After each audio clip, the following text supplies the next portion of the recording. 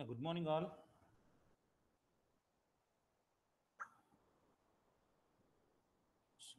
Hello, are you am I audible?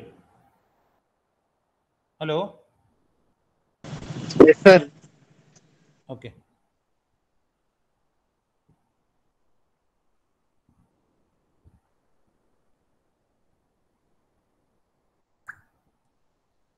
So today we'll review some important topics, some of the topics from first semester, whatever general microbiology that you have discussed.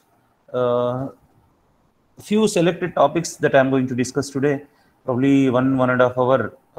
I'll try to cover 5-6 topics of the first semester.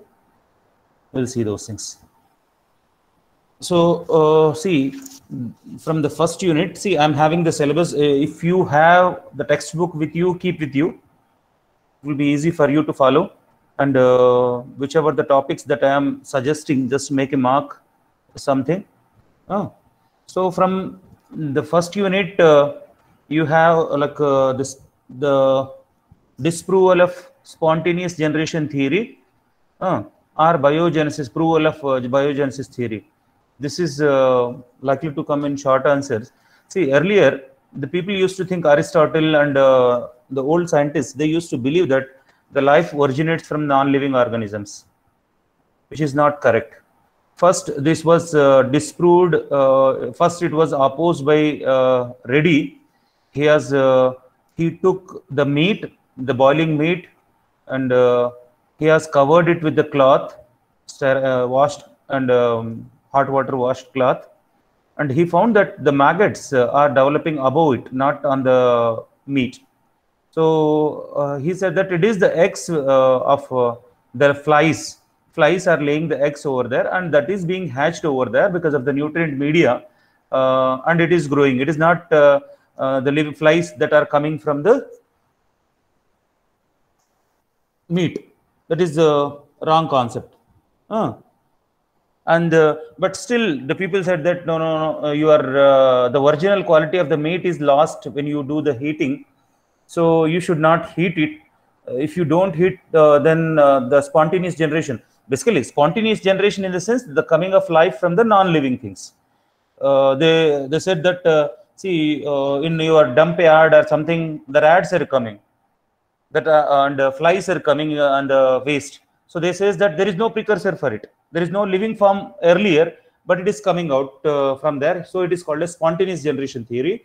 So it is first this was disproved by the Reddy, and even though after Reddy's experiment, the people didn't agreed for it, and it started a lot of conversation.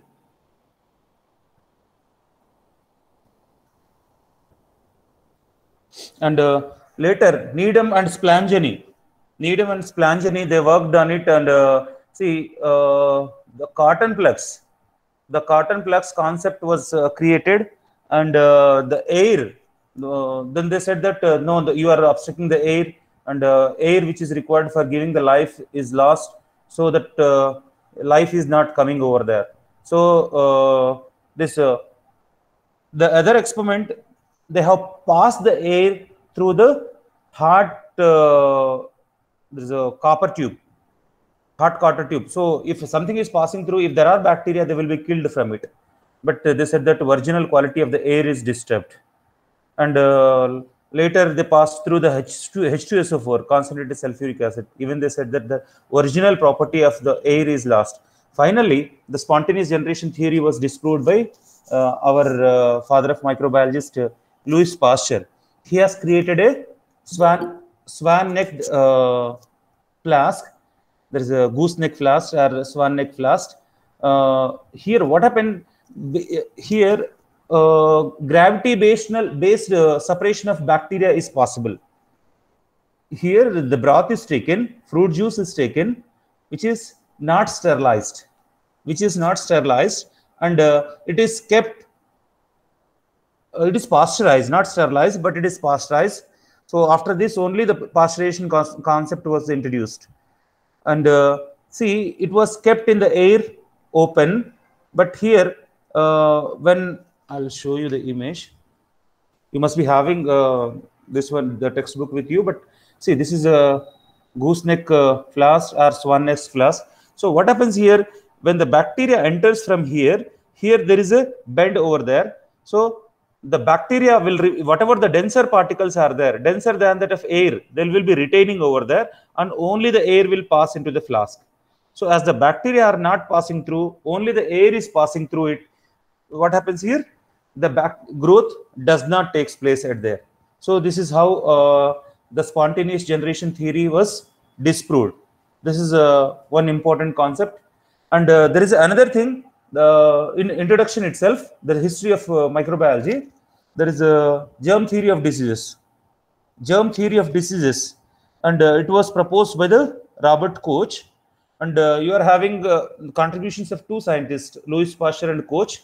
And Louis Pasteur, father of microbiology, he did a lot of work on fermentations. And first he worked on wine, and he introduced the concept of contamination. He said that wine is contaminated because wine is spoiled. The taste of the wine is spoiled because some other bacteria, apart from the Saccharomyces cerevisiae, something is getting over there. So he suggested to use pure cultures. So in fact, the pure cultures were obtained Robert Koch, but the concept has been introduced by Louis Pasteur. And the febrile disease, in fact, it is a protozoan disease. In silkworms, this febrile disease was identified by Louis Pasteur, and he introduced the concept of fermentation. He said that something bubbling out, the process is called as fermentation.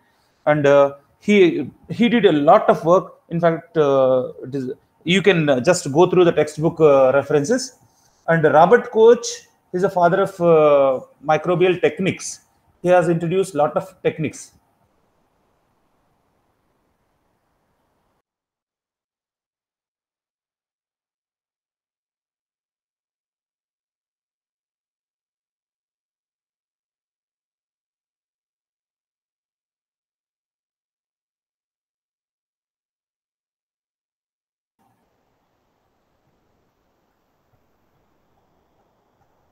So Robert Koch.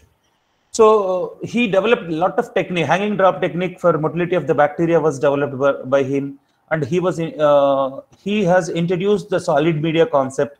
He tried to grow the media first on the slices of potato, boiled slices, and he tried to isolate the pure culture. So he has introduced the pure culture concept. Later on, he has used gelatin. Gelatin is being used for cakes preparation nowadays. So he has used the gelatin for the cakes media preparation.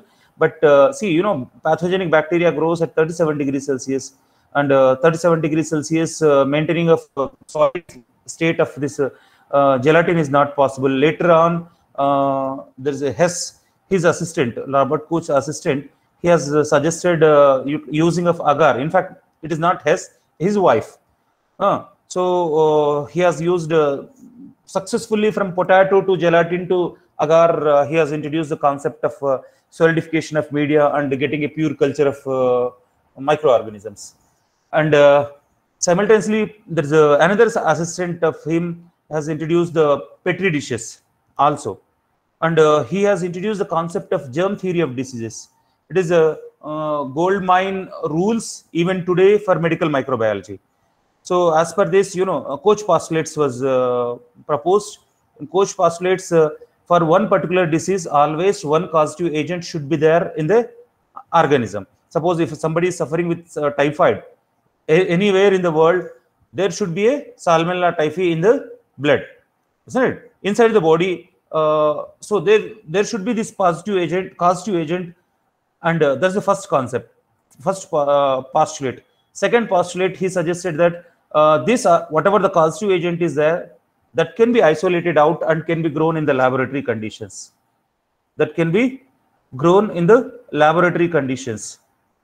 And third, if you re-inoculate this isolated bacteria into host, it should give the disease again.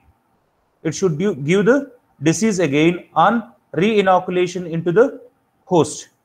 Okay. And fourth point, it should be re-isolated again onto the host. So this is all Koch postulates, but there are certain limitations for this Koch postulates. Always all the pathogens cannot be grown in the laboratory conditions. And there are certain conditions where, see, pneumonia is there. It is a bacterial pneumonia and as well as viral pneumonia. Both are pneumonia, symptoms are same, but the causative agents are different. And some bacteria cannot be isolated. Even viruses we cannot isolate in the laboratory conditions. And even Neisseria, Gonorrhea, meningococci, some bacteria cannot be grown in the laboratory conditions. So these are few exceptions, but these Koch postulates are still golden standard for the medical microbiology or microbiology is concerned. Now, from the first unit, we have microscopy. What is the use of microscopy? Why you use this microscopy? What is the use? Microscope. See, microorganisms are very small, and our eye, the magnification power of our eye is very small.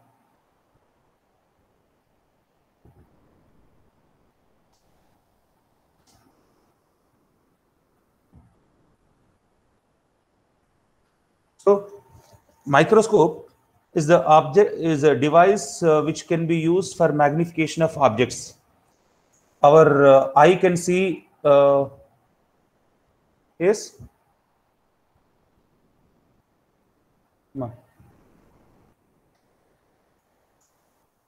Divya. మీరు అది రాసుకుంటారా? Time ఉంటుందో ఉండదో కదా, ఏది నడుస్తూ ఉంటుంది. Don't worry, just it is a revision. So with naked eye we can the resolution is 0.1 millimeter. So we can see clearly the object which is of the size of 0.1 millimeter. Whereas with light microscope we can see up to 0.1 micron. Whereas electron microscope we can see up to 2.5 nanometers. So and here in using naked eye you are using normal light. In case of light microscope you will be using normal, see, magnification you are using along with the light, normal light, the white light or UV light. In case of electron microscope you will be using the beam of electrons. So here as the wavelength gets reduced, the magnification gets increased. So here what you are doing, one is the wavelength of light. Second thing is the magnifying lenses. Lenses are important here, and when the light is passing through the different lenses, then it is the property of lenses to do the magnification. And there are 3 points that you should remember: magnification, resolution, and contrast. Magnification is how many folds that you are increasing the size of an object. That is called as magnification. How many folds it has been increased. Suppose if the bacteria is 1 micron, so if you are making 100 micron size, then it is called as, its magnification is 100-fold, 100x. And total magnification is calculated as ocular magnification into, there's a stage magnification.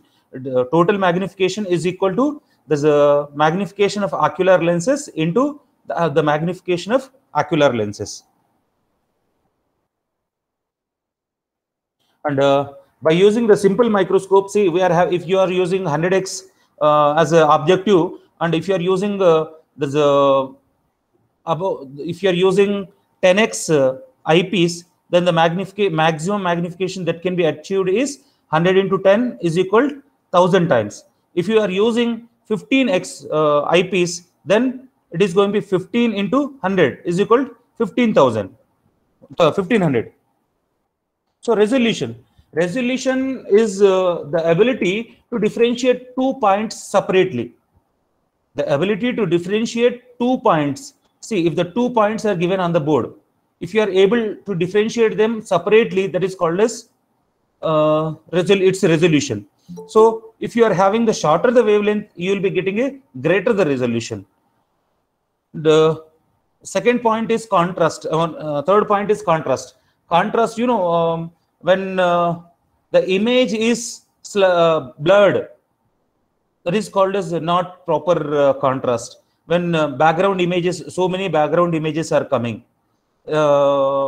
background shadows are coming, that is called, if you are taking a live cell, if you are taking a live equally on a slide, and if you are looking up under the microscope, what happens here, there will be lot of the background images will come over there, and even sometimes colors also. See, the light will be splitted, and you will be getting WebGR also there in the slide. So this is called as contrast. Basically, contrast is making object different from its background. So no background should appear over there, no shadows, no colors, nothing should appear over there. It should be a single one. So that is called as contrast. So basically, microscope types are concerned, light microscopes and electron microscopes, here based on the light that is being used here. And in light microscope, it is compound microscope, bright field microscope, dark field microscope, phase contrast microscope, and fluorescent microscope. And in case of electron microscope, you are having transmission electron microscope and scanning electron microscope. Compound microscope, this is a normal microscope what we see in our lab. Here, if you see, first it's working, the specimen, the object which is kept here, there is a bacteria which is very small. It is magnified by 1000 times or 1500 times, or sometimes even less if you are using 40x or something. So here the working is concerned, light is passed through a condenser lenses. It is not the magnifying lens. It is a condenser lens. It is something which is there. See here, this is the light source, and this light will be collected here. This is condensed from here, and it is passing through the specimen. And in between these two, there is a diaphragm which will adjust the light quantity. It will adjust whether a small amount of light should be passed or huge amount of light should be passed into the stage, into the specimen. That will be adjusted by the diaphragm. And through the specimen, what happens here? Whatever the light passing through the specimen or the light passing from the boundaries of the specimen will be going into the objective lenses. Just remember this one. See, the specimen, suppose E. coli is there here. Here you are having bright field microscope as well as dark field microscope. Anyhow, I will explain you again there. In case of bright field microscope, what happens over there? The light passes through the bacteria, and that whatever the light that passes through the bacteria, that enters, that works as a single unit. It works as a single unit, and it passes to the objective lenses. Like you can say that the image of specimen or bacteria has entered into the objective lenses, and the objective of your objective lenses is magnifying it. Suppose you are using 100x here, it will be magnifying by 100 times, and this magnified lens will be coming in the path of your ocular lenses. Now the ocular lenses, see, this is whatever this image of objective lens serves as a object for the ocular lenses. Now this is going to amplify it again, and magnified lens will be absorbed by the magnified image of ocular lenses will be absorbed by the eyepiece. And here what happens here, see, whatever the image of specimen is there, that will be a straight image first by objective lenses, then by ocular lenses it is inverted image. So whatever you are looking under the microscope, they are all inverted images. They are not straight images, but they are round. We hardly it matters whether it is a inverted or straight image, isn't it? It hardly matters for us whether it is a inverted or straight image. And the parts are concerned. See, this is the base, and this is the arm, and this is a stage, and these are stage clips are there, and this is a light source, and this is a, there should be a, actually this is a condenser, and this is a diaphragm, this is a diaphragm, and this is a nose. Nose is the one which is made for the attaching different types of objective pieces, and this is the tube. This is a nose tube, it is called as, where the ocular lenses are kept. Different types of ocular lenses are kept here, and here you will be having the chorus adjustment and fine adjustment. This is a chorus adjustment, this is a fine adjustment, and in some cases it is there here, and some cases it is here. So this chorus adjustment will do rough shifting of stage up and down, whereas chorus will do fine adjustment will do small or fine adjustment kind of thing, whereas chorus at a time it will do a huge shifting from there. And ocular pieces, you know, 10x will be using generally, and rarely will be using even 15x also. Objective lenses, we are having 4x, 10x, 20x, 40x, 100x. 4x generally will be using section cuttings. You must have seen in botany, for a section cutting purpose will be using 4x. 10x will use for locating the smear as well as fungal applications. 20x for sporangium identification, such kind of things. 40x is for eukaryotic microbes, yeast and algae kind of things, and 100x generally for the bacteria after the staining. And see, if sometimes if you are not getting a good resolution or contrast, by condenser, by shifting the condenser and iris diaphragm, that is controlling the light in it, we can change the resolution as well as contrast.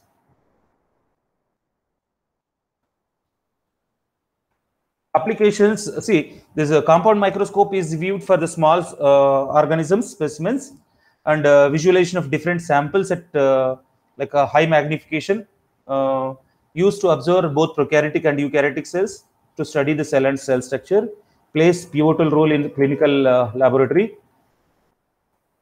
And we have bright field and dark field microscopes.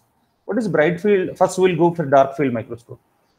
As the dark field, see here, the background is dark.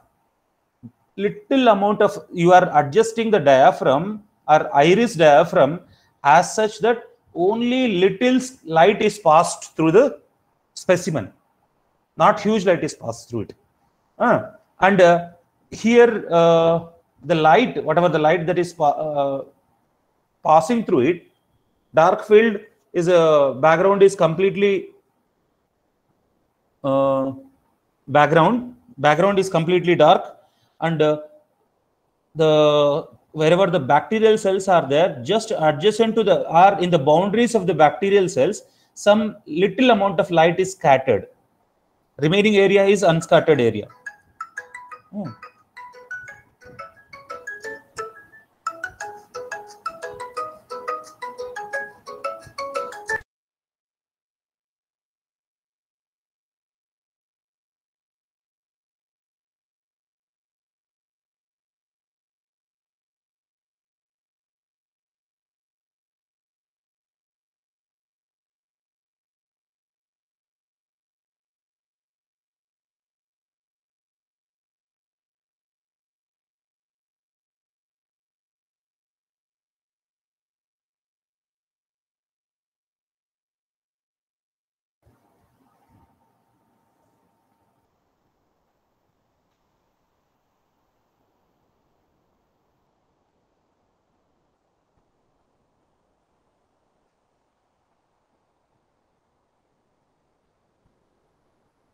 Okay. So in case of dark field microscopy, the background is dark and the surrounding to the cells, just like you must have seen the goddess movies. Actually the object is the god is not appearing over there, but the background is appearing over. Only the light is scattering from his boundaries. Similar kind of thing. Dark field microscopy, the background is not visible and light is scattered from the background, like the surroundings or margins of a cell. So what happened here? In the black background, white cells will be appearing over there. Only the morphology will be appearing over there. We don't know where the nucleus and how other things are there, but morphology, whether it is bacilli, cocci, and their arrangement, septo, staphylo, that will be able to seen in case of this dark field microscopy. Something like your negative staining. Negative staining is also similar to, we are staining a complete background with negative color. There is a stain and your bacteria will be not stained. So that what happens here, from the surroundings of the bacteria, little light is scattered because you are not allowing much light to pass here.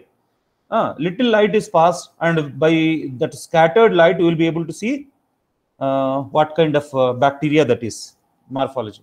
That is dark field microscopy. And applications are concerned, we can see living unstained samples in this case. Living bacteria we can see through this dark field microscopy, and different types of algae can be seen and blood cells can be seen by this process. And bright field microscopy, it is quite opposite to the dark field microscopy. In case of this, see, the complete light is passed through the entire background. The background is brighter here, and your bacterial cells are stained in this case. Your earlier case, the culture is not stained, bacteria culture is not stained, whereas background is made into black color. But here in this case, the background is colored, and background is bright, and your cells are colored in this case. So in the black background, your cells will be bright and shining. And here you will be passing the maximum light on the specimen. You are adjusting the condenser, iris condenser, as such that maximum light is passed onto the specimen. And applications are concerned, it is useful for stained preparations and pigments, and contrasted high contrast specimens also can be seen through this. And this is generally method what we follow in our microscopes. And even intracellular content also can be seen in this case. See, in this case, if you see, this is a light contrast. This is a dark field microscopy. This is a bright field, and this is a dark field. In case of light field, you can see the maximum light is passed through the specimen, and it is a colored. And here you can see the maximum light is scattered out, and only the marginal light is taken over there. This is how it appears. This is a bright field microscope. You can see the same image if you see through different microscopy techniques. This is a bright field microscope. Background will be completely white, and the cells will give the morphology. Whereas in dark field microscope, in case of dark field microscope, background will be completely dark, and your cells will be predominantly appearing over there. Now, phase contrast. This is also microscopy. There's just compound microscope, what we studied, light microscopy. Phase contrast microscope. What do you mean by phase contrast? If you take amoeba cell, otherwise I'll explain you with earlier image itself. See, you can see here. You can able to different. See, there are two granules. I don't know whether it is a nucleus or something. There are two things which can be separated, and its margin also can be differentiated. You can see here. And there are certain, here there is a block zone here. Why this kind of differences are coming? Why these differences are coming? Why it is not completely in one color? Because the phases are different over there. Like some of the areas are denser areas. Nucleolus, suppose nucleolus is there in eukaryotic cells, or in prokaryotes you have nucleolus. The area where the DNA is localized, nucleoid region is there, and endoplasmic reticulums are there, ribosomes are there. So these structures, their light absorption pattern is different. If it is a denser one, it will be taking more light. If it is just cytoplasm is there, then it won't be taking much light in it. So based on the light absorption, whatever the image that you are getting out, that is processed through the computer. So whichever the light is absorbed more, that will more light absorbing area. See, it is more absorbing light in the sense the emitting is less. The emitting out light is going to be less. So in that area, as the light is coming less, so what happened? It will appear. Go back to one more slide. See here. In this case, whatever the image that you are processing here, the specimen is, if it is taking more light in the one particular area, then what happened? The corresponding area here will become less light, so it will be darker in color, isn't it? So the phase contrast works based on the density of the cells or differential densities. Like nucleide is having different density, cytoplasm is having different density, cell wall is having different density.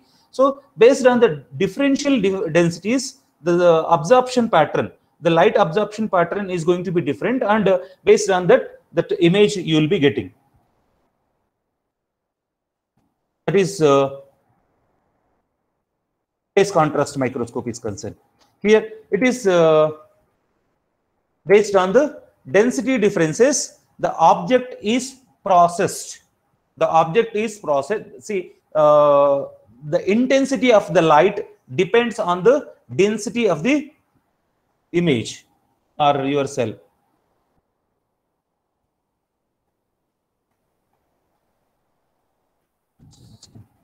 Now, fluorescence microscopy. What is the fluorescence microscopy? Here you can use ultraviolet rays, or sometimes normal light also we can use sometimes. So what you are using here? Here, in case of fluorescent microscopy, fluorescence is a principle. What is a fluorescence? Basically, what do you mean by fluorescence?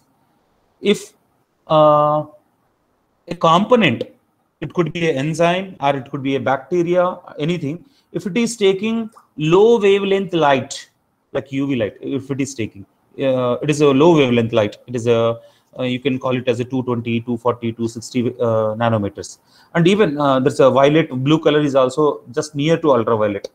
So like which comes around 300 nanometers. So an object which takes the light of low wavelength and emits the high wavelength visible light, that is called as fluorescence. Any object, if it is taking low wavelength light, which is non-visible generally, if it is taking low wavelength light and emitting out in the form of high wavelength, got it? High wavelength and low wavelength is non-visible. See, ultraviolet is non-visible. Of course, violet and blue are visible, but you will be getting high wavelength. High wavelength, like it could be red color or green color, which is a high wavelength. So this kind of phenomena is called as fluorescence. So how come we use it in microscopy? So we will be using some fluorescent tags. Some fluorescent tags, like see, you want to identify a Salmonella typhi. You want to identify a Salmonella typhi from a specimen. So what we'll do, we'll be taking the specimen, like tissue or blood, something we will be preparing on a slide, and we'll be adding antibodies which are having a capacity of fluorescence. Fluorescent antibodies will be added to that slide. Then that is observed under the microscope. See, after adding the antibodies, then it will be washed again. If the Salmonella is there, then only it will bind with this fluorescent antibodies. Then the fluorescence will be observed under the microscope. You will be able to see where these antibodies are there. Okay, this is called as fluorescent microscopy.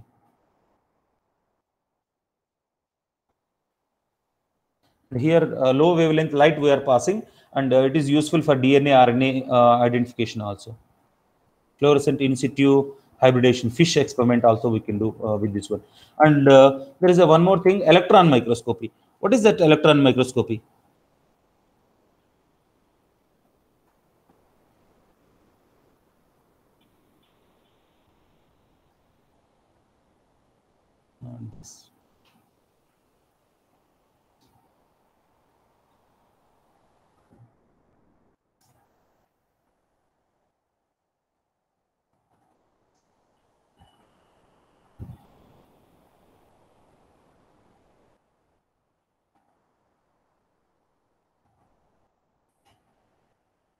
Okay, electron microscopes are two types. There is a contrast electron, scanning electron microscopy and transmission electron microscopy. Scanning electron microscopy and transmission electron microscopy. Like just recollect your knowledge of bright field microscopy and dark field microscopy. It is almost similar kind of thing. So in case of scanning microscopy, just we'll be taking the electron beams which are coming from the outside boundaries of a cell, like your dark field microscopy. Dark field microscopy and scanning electron microscopy both are almost working on the same principle. But here, as you are using electron beams and instead of lights, see there's a here you are using glass lenses, but in case of electron microscopy, you will be using the magnetic lenses. Electric field is created as a lenses. We don't use light glasses. The glasses will not be used in case of electron microscopy. There, magnetic lenses are being used there. So, okay. So, in case of scanning electron microscopy, the light which is scattering from the boundaries of the cell is taken out, are the electron beams that are being scattered from the surrounding of cells will be collected and that is processed. Whereas in case of transmission electron microscopy, that light which passes through the electron beam that is passing through the cells is processed. And see, like your phase contrast microscope here will be able to differentiate this, what are the components inside the cell, because in case of transmission electron microscope, the electron beam is transmitting through the cell. It is passing through the cell. Just remember that one. So with this is see, just I am doing review, not the entire thing, but it will give you the full understanding of the topic. And in first unit, we have one more thing that is called as staining. Staining. What is staining? Stands for staining is coloring basically. Why we should do coloring? In order to have a good contrast. In order to have a good contrast, we are supposed to do a staining. Bacteria are very small. Basically, the bacteria are very small. We cannot observe them directly with your naked eye. So we should see under the microscope. That's good. First concept is okay. Second, why we should stain? See, if you see the bacteria directly, then what happened?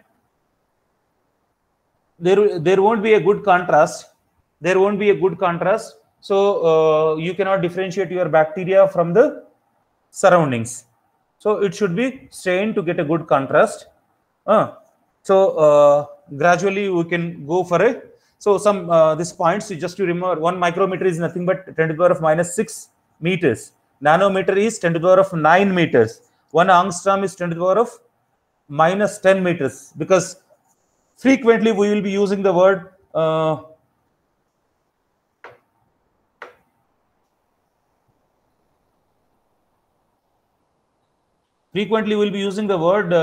this microns, all those things. So hello Gautam, if the voice disappears, kindly let me know. దీని మీద కొంచెం అది కదులుతుంటే పోతుంది, జాగ్రత్త.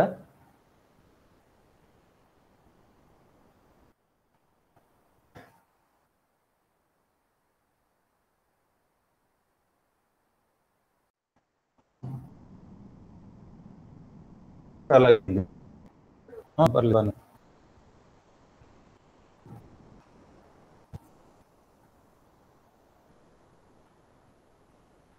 So before going to the staining, stains we see. Stains are basically dyes. Basically they are dyes. And what are the components of? There is a aniline group is there in that one, and chromophore is there. Aniline is having two arms to it. One side it is a chromophore, that is a color substance. Other side it is a aromatic compound which binds with the cell component.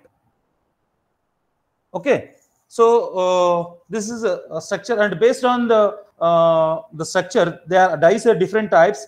There are neutral dyes and charged dyes. Okay, and neutral dyes, they don't have any charge to them. Example is methylene blue.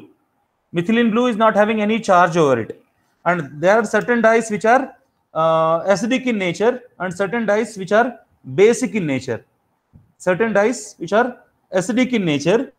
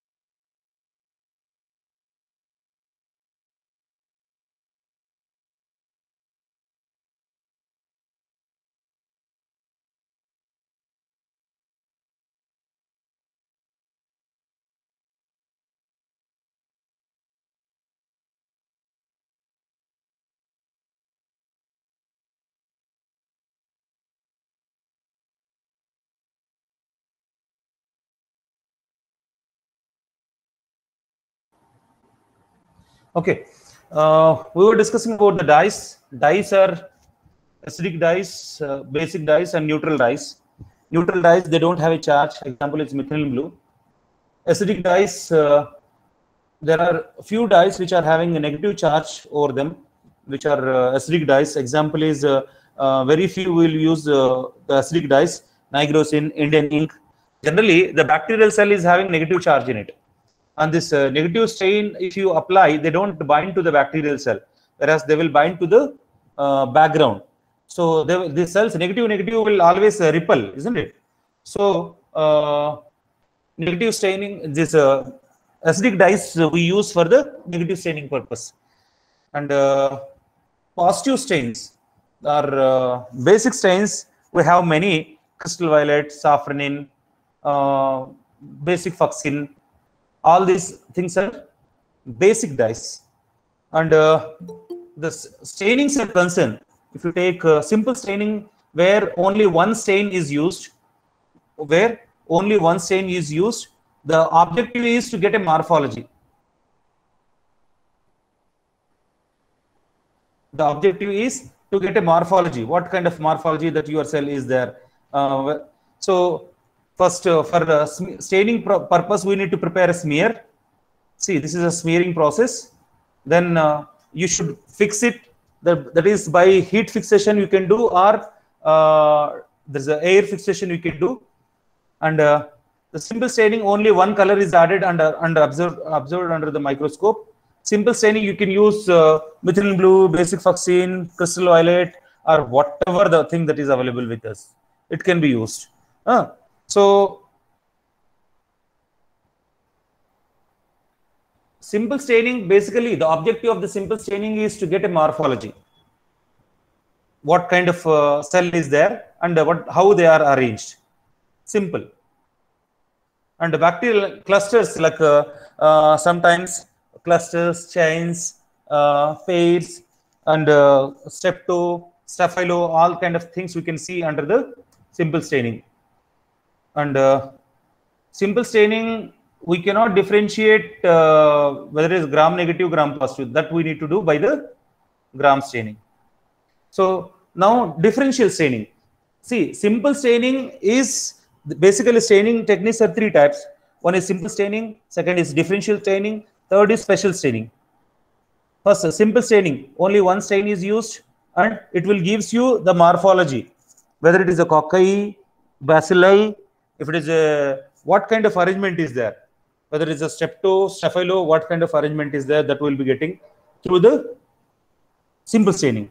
Differential staining, by using different stains, more than one stain. If you are using more than one stain and differentiating the bacterial group, if you are separating the bacterial group, that is called as differential staining. And the well-known differential staining is gram staining. It's named under Hans Christian Gram, who has developed this technique. And the gram staining procedure is concerned. See, first you are supposed to take the slide. You take a slide, clean the slide, and you are supposed to take the culture over there, prepare a smear, then air dry it, properly air dry it, then add the crystal violet to it, allow for 1 minute, then wash it with water, then add iodine solution to it, then again you wash it, then after washing thoroughly, then you are supposed to add safranin to it, then again wash it, then observe under the microscope. Anyhow, I will repeat again, don't worry. Here the principles are concerned. Gram staining, as I told you, it is a differential staining. Here, based on the cell wall structure, the retaining of gram stain, the stain inside differs. Here, crystal violet binds with the iodine to make crystal violet iodine complex. Crystal violet is a smaller thing, whereas iodine is a larger one.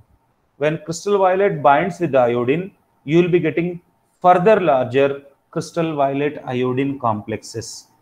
These crystal violet iodine complexes will be retained in case of your gram positive bacteria, as the membrane is not soluble in ethanol or acetone.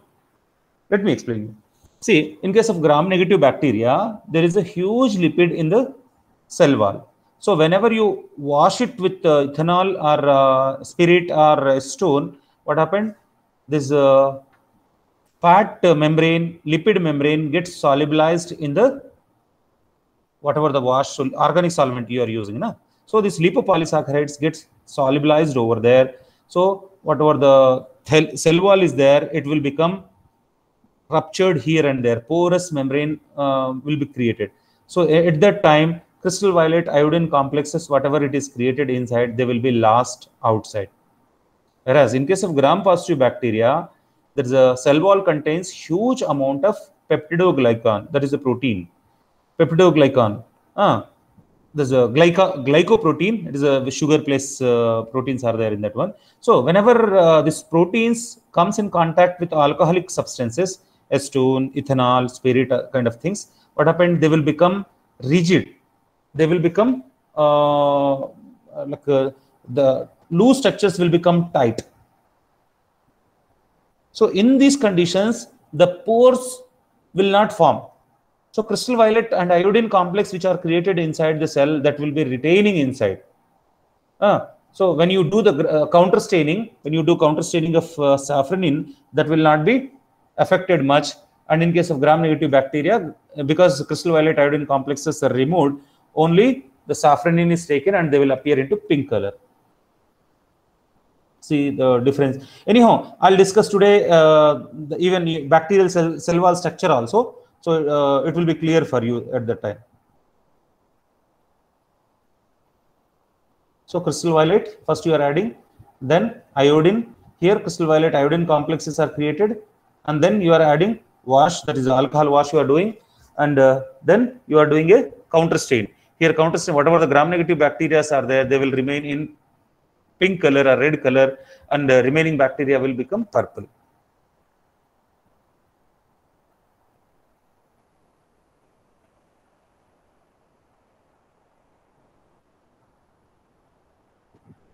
See, if you take, if you want explanation through the, see here, this is a gram-negative.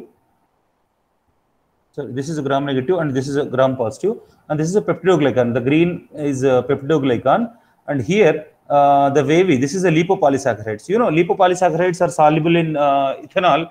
So what happened? This entire thing gets disappeared. When you do ethanol wash or stone wash, this entire thing gets disappeared. Only little amount of peptidoglycan will be remaining. Whereas in this case, what happened? This huge amount of peptidoglycan, again it gets shrinken.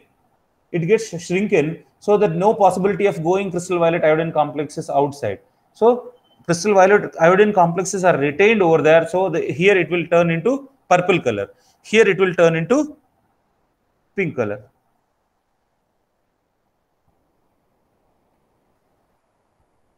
This is how the gram-positive bacteria will appear purple color, whereas red to pink color in case of your gram-negative bacteria.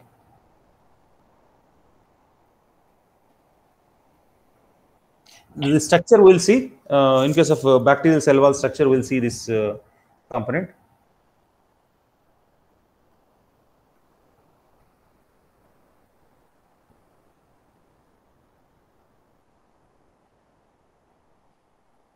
We'll see the entire thing there.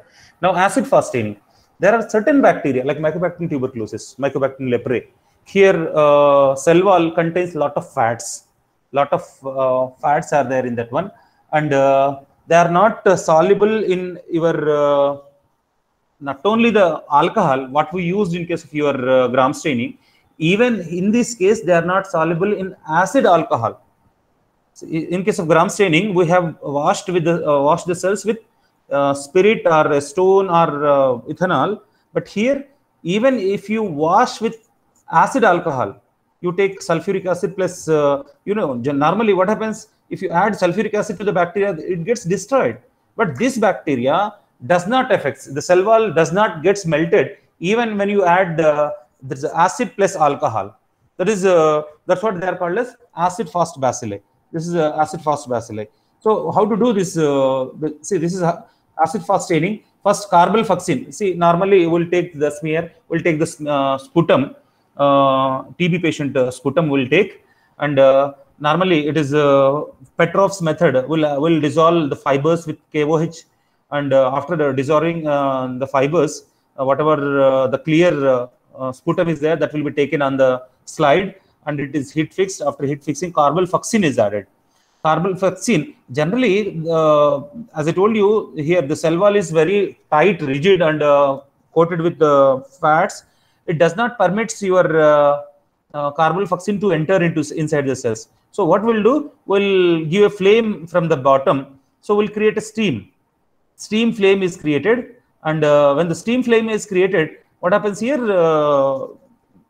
The membrane gets small holes. So through the holes, your carbamazepine, red colored carbamazepine enters into it. And after the carbamazepine entered, then they will be adding the counter stain. It will be washed with the acid alcohol. Acid alcohol. So normal, you take any bacteria, the carbamazepine should come out. But in case of acid-fast bacteria, Mycobacterium tuberculosis, Mycobacterium leprae, that will remain inside. That will remain inside. And when you do subsequent counter stain, when you do another staining with methylene blue, here they won't take whatever the carbamazepine is there inside, that will be remaining inside. So the bacteria, Mycobacterium, are very large. Even sometimes Diplobacilli also, you can see this. This is a Mycobacterium tuberculosis by the acid-fast staining. It is Ziehl-Neelsen staining who developed this technique. See, this is how it appears, because bunches, so many bunches of things are there. This is the procedure what I told you. See, first we'll prepare the smear, then we'll heat it. We'll be adding the carbamazepine, then we'll be heating it, then we'll be allow it for cooling. After cooling, it is washed with the acid alcohol, then it is stained with the methylene blue, and it is washed again and observed under the microscope. This is acid-fast staining appears in microscope. This is not.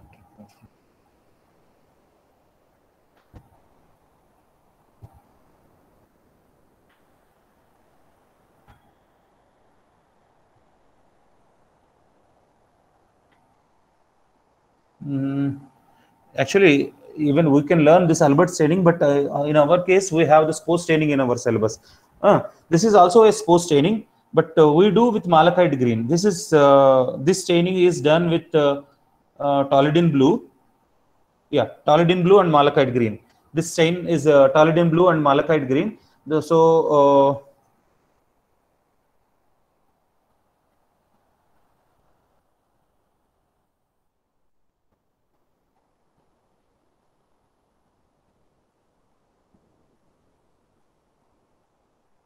the spores, you can see, actually this Corynebacterium diphtheria is a dumbbell shaped bacteria, and on both sides you will be having the spores. See, this is spore and this is spore here.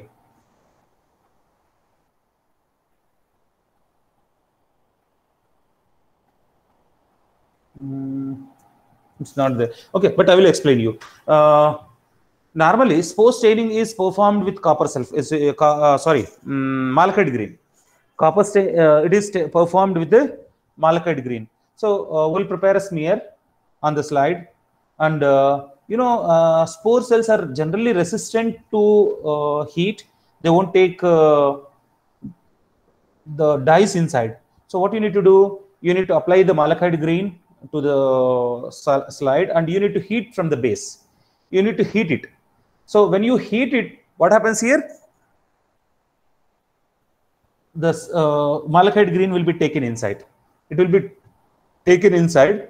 Then it is washed thoroughly. So whatever the unbound malachite green is there, that will be going out. Then you will be staining with you will be doing a counter staining with safranin. Safranin is a red color, and it is a green color. Malachite green is a green color. So then you will be, after staining, you will be doing a counter staining with safranin and observe under the microscope. Wherever the spores are there, spores will turn into green color, whereas vegetative cells will be there in the pink color. So this can, even Corynebacterium diphtheria also can be do, but here you are doing in 2 steps, whereas Albert staining you will be doing in a single stain. single step, that process. That is there is a differential staining. Now special stainings.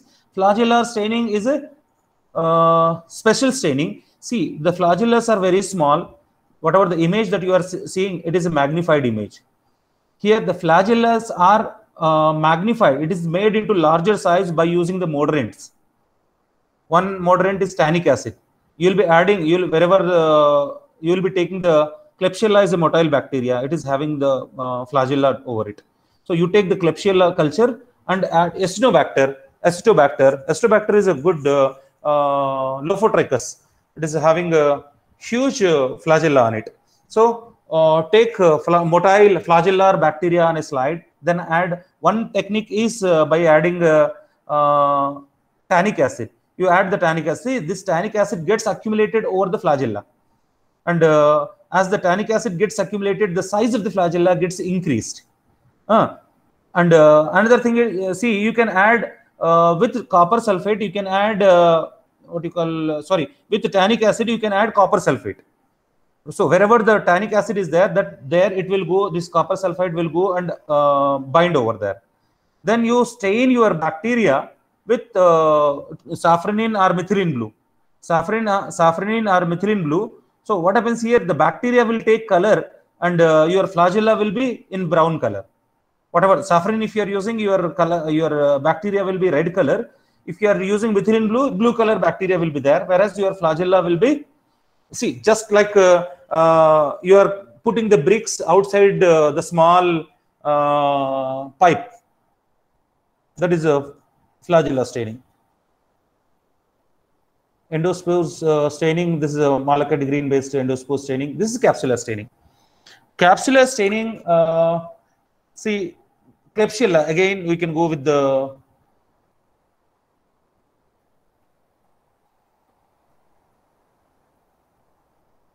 capsular staining. Klebsiella you can take again, and you know, the bacteria is negatively charged. Bacteria is negatively charged, whereas the capsules are positively charged. So whenever you are using positive charge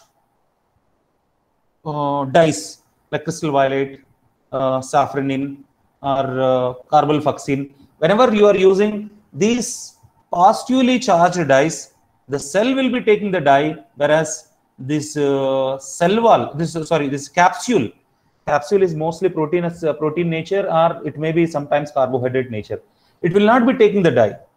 So what happened? The bacteria will be colored, whereas its surroundings will be colorless. Its surrounding will be colorless. Based on that, we can identify. See, this is just, if you can do the simple staining, you can identify the capsule over there, Klebsiella, by doing the simple staining with positively charged dyes. Negative staining. See, the beginning, with beginning only I started with negative staining. When you stain the background, whereas bacteria is not stained, that is called as negative staining of bacteria. So background will be colored, whereas bacteria is not colored. Generally, this negative staining is used for observation of live bacteria, or if you want to see the motility of bacteria, or if you want to see the viability of bacteria, that this can be used. Negative staining can be used.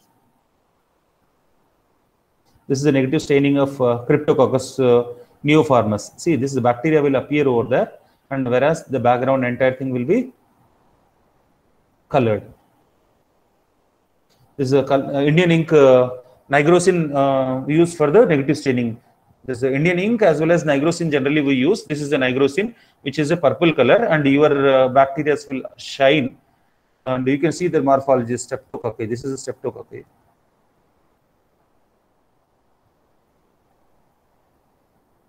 Okay, this is about staining. With this one, we complete the first unit.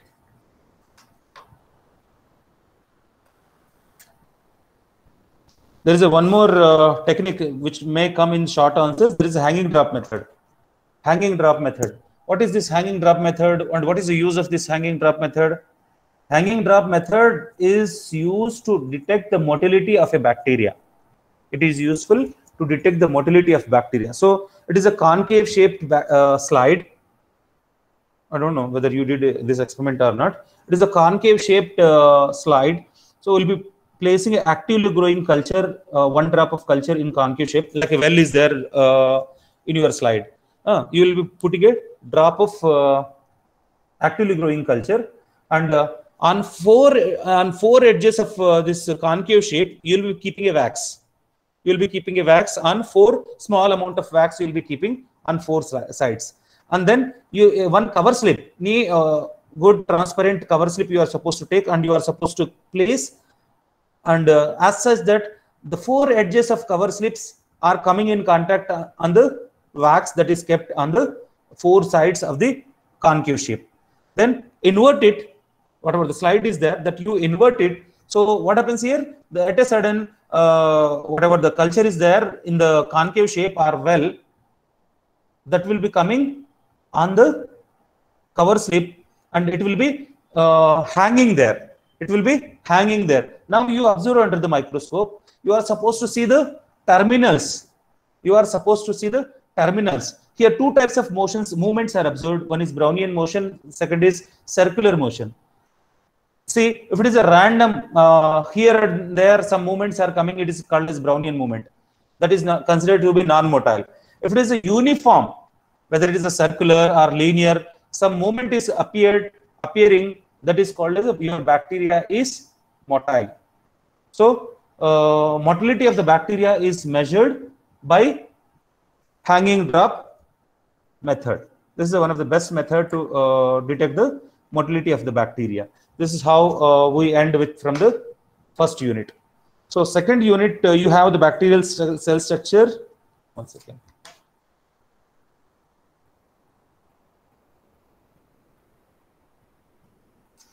So three important topics are there in second unit. The one is ultrastructure of bacterial cell, and there's a pure culture techniques and preservation techniques. This three techniques are there. Apart from that, you have the structures of TMV, HIV, and lambda viruses, which are likely to come in short answers. And so I will do bacterial cell structure, which is very important. Like we can say that sure that will come, likely to come.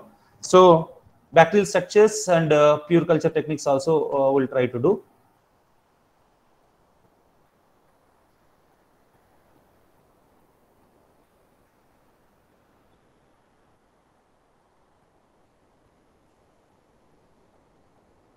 So broadly, the bacterial cell consists of four components.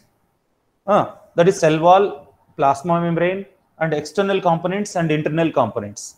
What is there outside and whatever there inside. So we are having four components in a true bacterial cell. Sometimes extracellular components may be missing. Some cases like pili and fimbriae and flagella may be disappearing in some cases. But on an overall, this is a common structure for the bacterial cell.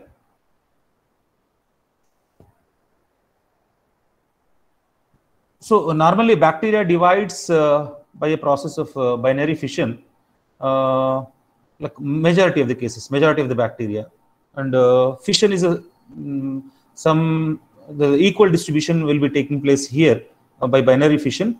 Here the bacteria are very small in size. We generally measure them in microns. E. coli measures 1 into 3 microns, 1 micron width and 3 microns length. So bacterial cells are usually between 0.4 to 1.5 microns meter. They are very small in size. The shapes are rod shape, or there's a cocci, comma, vibrio, spirulum, spirochetes. See, this is a cocci, this is a bacilli, this is streptococci, diplococci, this is a spirochete. And broadly, as I told you, four components are there. One is cell membrane. See, the protoplasm is the liquid content where all metabolic activities are going on.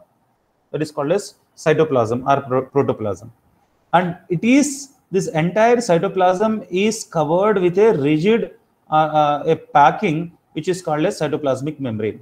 This is called as cytoplasmic membrane or plasma membrane, and around it you are having a cell wall. You are having a cell wall. The central component, entire liquid which is filled is protoplasm, and surrounding to the protoplasm you are having a cytoplasmic membrane, and around the cytoplasmic membrane you are having a cell wall. So cell wall, the thickness of the cell wall varies in bacteria and different bacteria. And in case of gram-negative bacteria, its size is 10 to 25 microns, whereas in case of gram-positive bacteria, it may go up to 100 microns, 30 to 100 microns. And it carries small pores in it, which will allow the transport of smaller molecules. The pore size is 1 nanometer, and it allows up to 10 kD, 10 kilodalton molecules will be easily diffused through it. But it don't have the microfibril, which is there in eukaryotic structure. In eukaryotic structure, this microfibril, like bundle-like structures, which are there in case of your this eukaryotic organism, that is missing here. And here it depends based on the gram-negative and gram-positive bacteria. It differs. The structure, cell wall structure differs. This is in case of this is a gram-negative bacteria. This is the plasma membrane or cytoplasmic membrane or plasma. Sorry, the plasma is inside plasma membrane, and this is a peptidoglycan. A little amount of peptidoglycan is there, and this is another lipid layer. This is another lipid layer, bilayered lipid layer is there. So here more of lipid is there, and here the sugars are also there in that one. That's what in case of gram-negative bacteria, whatever the membrane portion is there, cell wall outer portion is there, it is called as lipopolysaccharides. This is the lipid plus polysaccharide portion is there in this one. That's what it is called as lipopolysaccharide. And same thing is also known as endotoxins. This is also known as endotoxin, and it is also known as pyrogen. Pyrogen in the sense pyro, fever, temperature. So temperature causing substances are endotoxins or lipopolysaccharides of gram-negative cell wall. And here you are having a very thin peptidoglycan. So in gram staining, when you add crystal violet, that enters inside. When you add iodine, that enters inside. Crystal violet iodine complex is created. When you wash it with this ethanol or acetone, see, this entirely is a lipid portion. This entirely gets dissolved because lipids gets dissolved in organic solvents. Lipids gets dissolved in ethanol and acetone. So as they gets dissolved, here what happened? The peptidoglycan becomes very weak. So what happened? This crystal violet iodine complexes, whichever are created inside, they will be going out. And whenever you do counter staining, the cells will take the safranian color. In gram-positive bacteria, it is a very thick, 30 to 100 nanometers, and it contains almost 40 to 80% peptidoglycan. It is a peptidoglycan. You see, peptidoglycan is unique. Here you got NAM and NAG, and N-acetyl glucosamine, N-acetyl muramic acid. So these two components generally we don't come across any other site, only here, and they are cross-link with the small peptides. This is the beauty of this peptidoglycan structure. You don't come across any other site, only in the gram-positive cell walls. And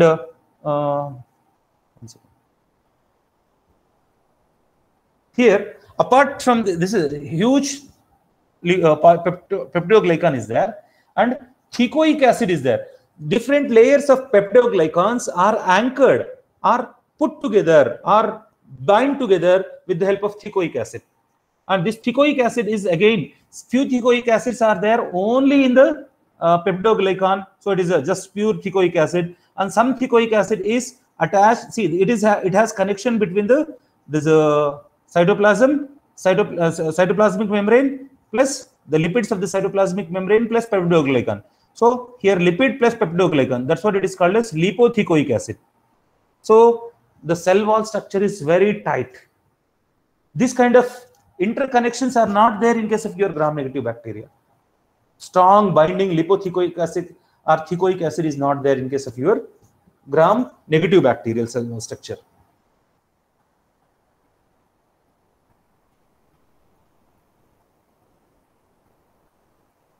And here these are porins.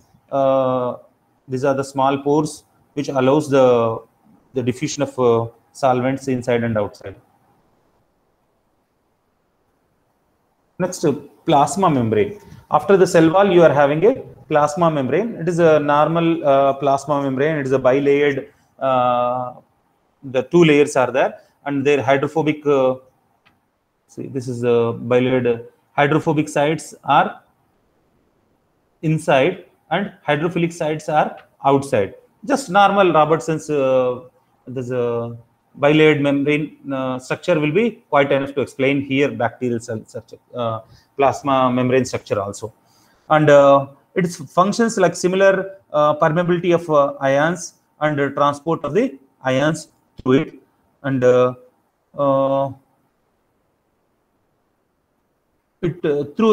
see, lot of appendages, flagellas and other things will develop, which will be utilized in motility and other things. Even pili is also develops from the plasma membrane. And extra structures, femeri is a one structure which helps in the conjugation process. Sexual pili are femeriae, and it is very small, 2 to 3 nanometers in size and in diameter, and 1 micron to several microns length. The length varies, but diameter is 2 to 3 nanometers. It is very small, and even from that small femeriae, DNA is passed while doing the conjugation. And here in femeriae, terminal proteins are specific to the like minus strains. It won't bind. See, the femeriae or pili won't bind to there's a F plus strains. It will bind with only F minus strains. Only so that specific identification is there at the edge of the pili or femeriae. Flagella. Flagellas, see, even short answers you may be asked only to write the structure of flagella. So flagella are, you can see it's a differential structure in the like 3 layers. There's a plasma membrane layer, peptidoglycan, and outer membrane. See, this is a structure explained in case of your gram-negative bacteria. And see, the filament starts from the, as I told you, just while I'm explaining the plasma membrane, I told you the filament starts from the plasma membrane. And plasma membrane in the there's for the moment of rotation of flagella, you are having a outer protein ring and inner protein ring. And because of this rotates, counterclock movements takes place, and here the proton pumping helps in this counter current, and this proton pump is possible with energy. In the sense, this flagellar movement is possible with energy movement. Okay, and these rings are attached to a rod which is present in a peptidoglycan layer. Okay, and this rod is connected to the sleeve, and this sleeve is there in the outer membrane. There's a which is a lipopolysaccharide basically, and this sleeve is further connected to the flagella through a hook. Actually, the hook maintains the integrity of your flagella. Otherwise, flagella, if this flagella will be broken down. Hook maintains the integrity of your flagella, and intactness of the flagella is maintained by the hook. And see here, the energy is obtained. The rotation starts from the base. There is a protein rings, outer and inner protein rings, and when the gradient of proton develops over there. When the gradient of proton develops over there, the energy is released. By taking that energy, the flagella rod moves over there. It starts propelling. It is called as the movement is called as propelling. And from the see, the same thing is conveyed. The speed is conveyed to the filament, and the filament moves outside. And this is how the bacteria will be able to do the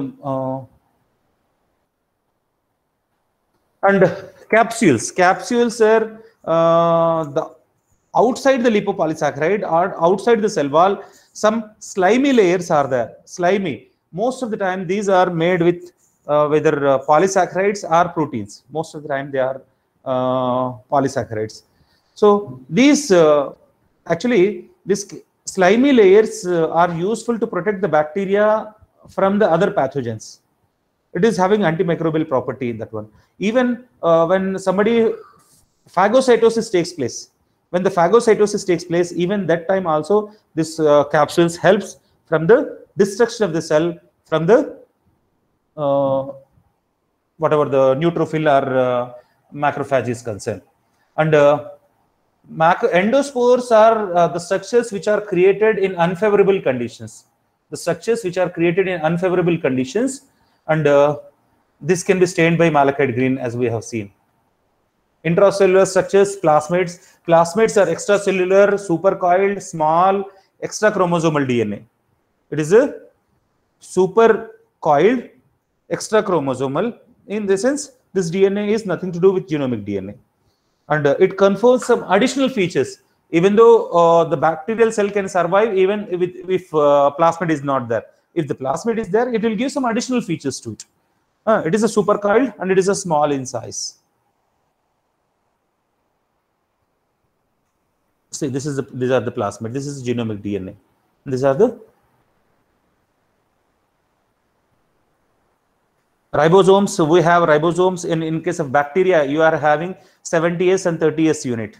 So total 70S, sorry, total 70S, and 50 and 30 makes the bigger unit is larger unit is 70S and smaller unit is 30S, and they are responsible for the protein synthesis.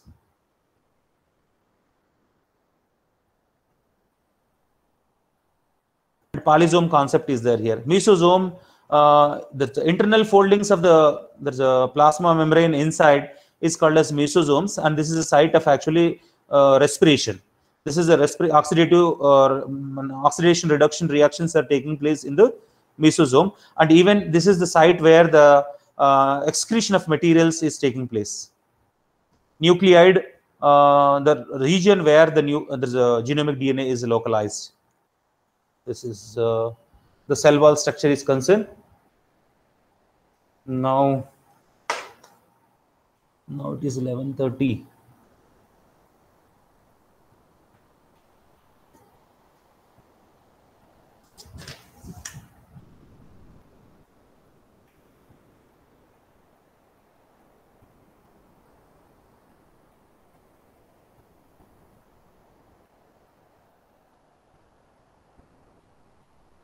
What do you want? I can do one thing. Shall I do pure cultures or preservations?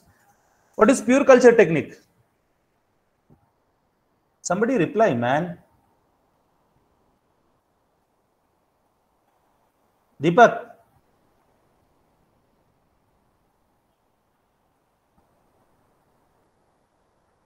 Deepak.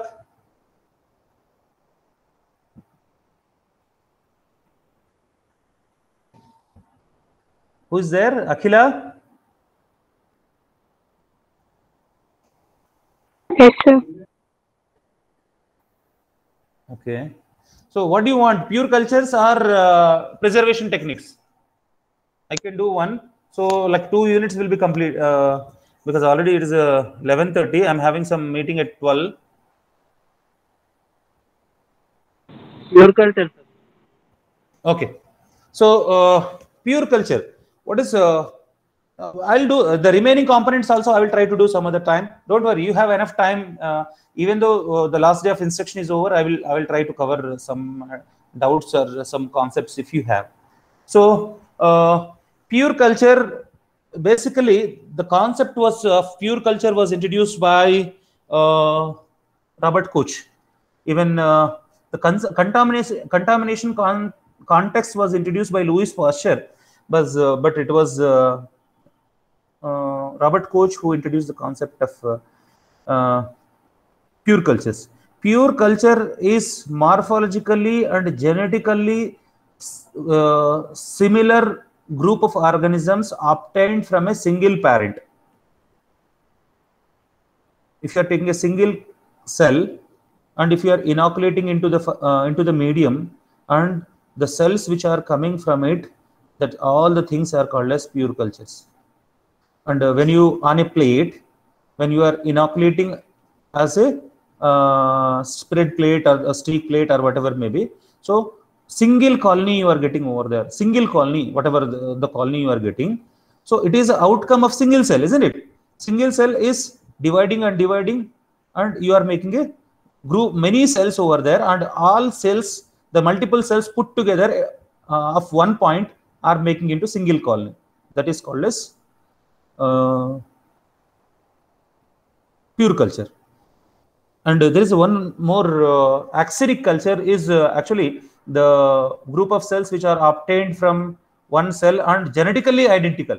They are called as axenic culture, but it is always it is not possible to have genetically identical, because while the replication is going on, while the cells are dividing, definitely some sort of mutations do happen, isn't it? So wrong bases do incorporated into this one.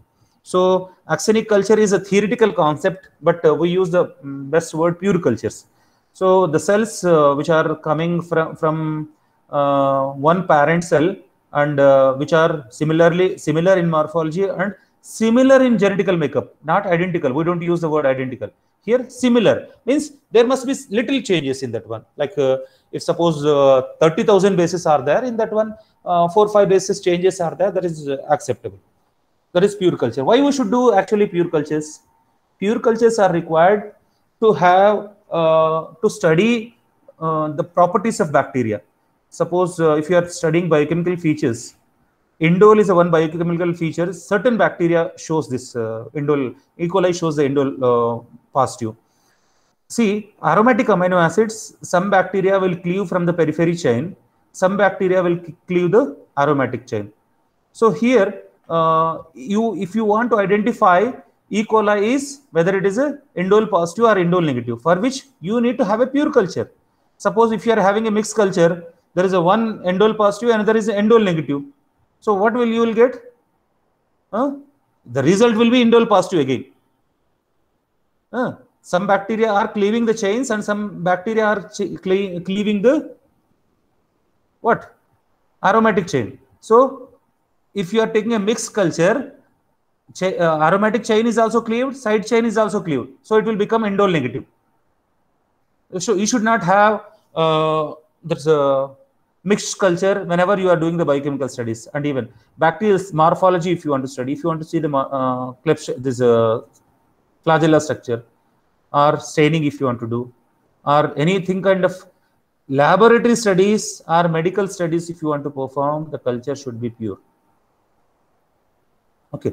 And whenever you are doing a fermentation, whenever see Louis Pasteur observed wine preparation process, and he found that apart from the yeast, there is something else has entered into it, and that has spoiled the wine. The taste of the wine has been spoiled because of the contamination. And I will tell you my personal experience. When I worked in Shanta Biotech, I worked for interferon and different fermentations we did. Interferon, there is a protein, small protein we use for cancer treatment. And cancer cells are controlled by interferon. And one injection cost about 40,000. Now I think 60,000 rupees. So the fermentation, there's a 100-liter fermentation is almost 1 crore rupees. And every 6 hours, the sample is collected and observed under the microscope. Generally, it is a Bacillus subtilis. It is a Pichia pasteurus fermentation. Pichia pasteurus is a yeast. So if you have any contamination into it, see, this Bacillus subtilis produces amylases, proteases. These proteases will cleave the foreign protein that is produced. The larger quantity of protein, whichever it is produced, that is cleaved. So in the 100-liter fermentation, there is almost crore rupees. If you find any bacilli anytime, in every 6 hours, we used to check. And if you find any contamination, Bacillus contamination, we used to drain the entire 1 crore rupees into gutter. see the importance of pure. Whenever you are producing an industrially important product, you should have a pure culture with you. You cannot do there's a mixed cultures there. And whenever you want to have a future reference, you should have a pure culture. So there are a lot of and if you want to produce a product of microbial product, then you should have a pure culture with you. So there are a lot of importance are there for the pure cultures. So how to do that pure culture preparations? Pure culture techniques, how to do that pure culture preparation techniques. So different techniques are there. We are aware about steep culture, power plate, spread plate, and dilution method. These are popular and well known techniques, pure culture techniques. These are very well known techniques. So first, endpoint dilution method.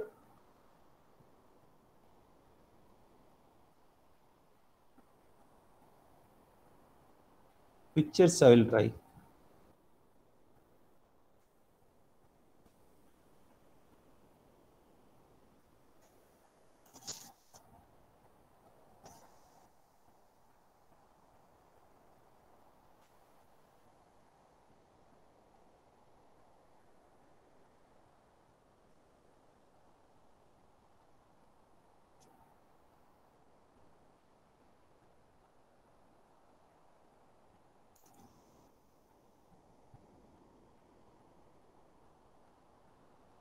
So sometimes we do single cell isolation. We'll observe under the microscope, and by using a Pasteur pipette, we'll take single cell from the under the microscopic observation. We'll take a single culture and keep it under the medium. That is called as single cell isolation method. That is for the pure culture techniques. And enrichment culture method. In enrichment culture method, even though there is a mixed culture, we'll be adding the substrate which is required to our bacteria. Suppose I want to isolate cellulose digesting bacteria. So what I will do, I'll be using cellulose as a carbon source. Only the cellulose as a carbon source. Only cellulose digesting bacteria will grow, and remaining bacteria will die over there. The remaining bacteria will die, so that you will be enriching your required bacteria.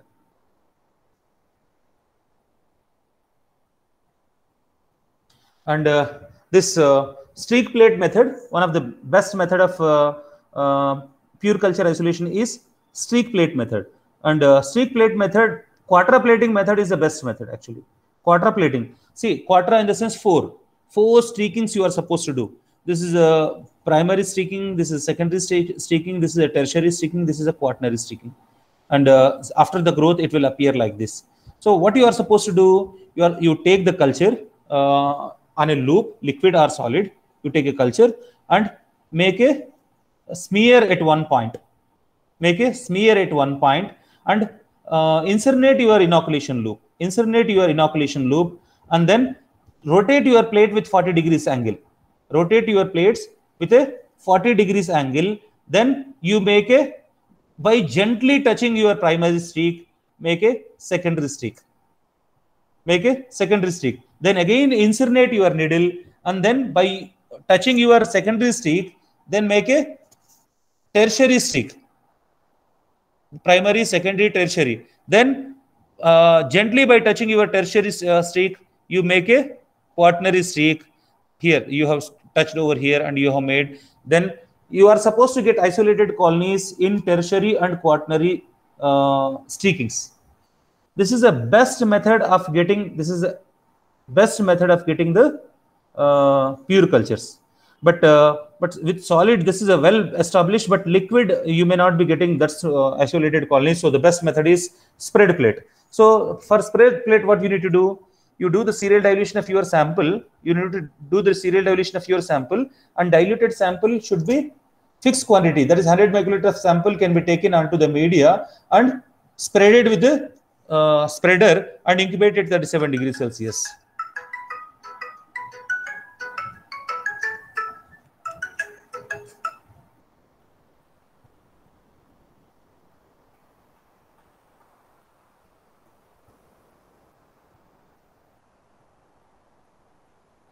Okay.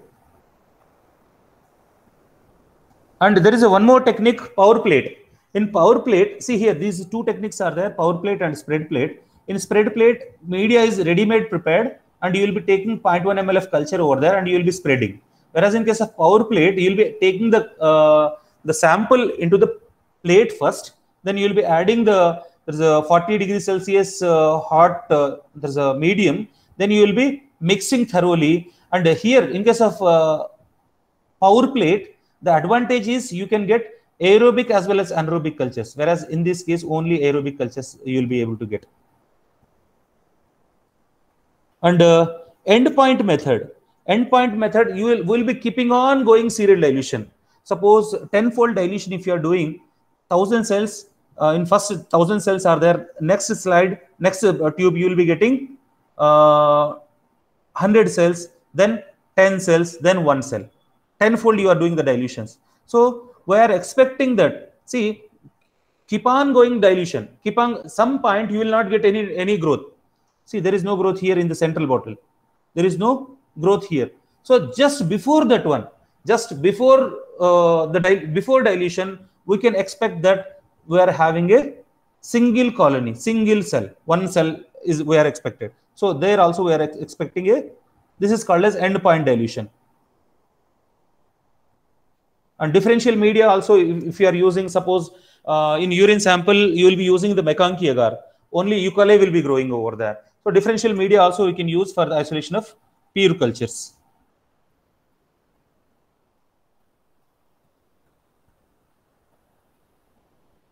This is preservation techniques are there.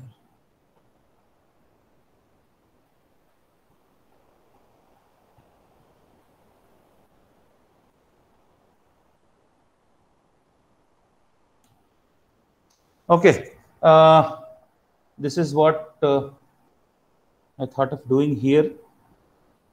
So from today's session, if you have any queries, I'll be happy to answer. Brief reviews, please.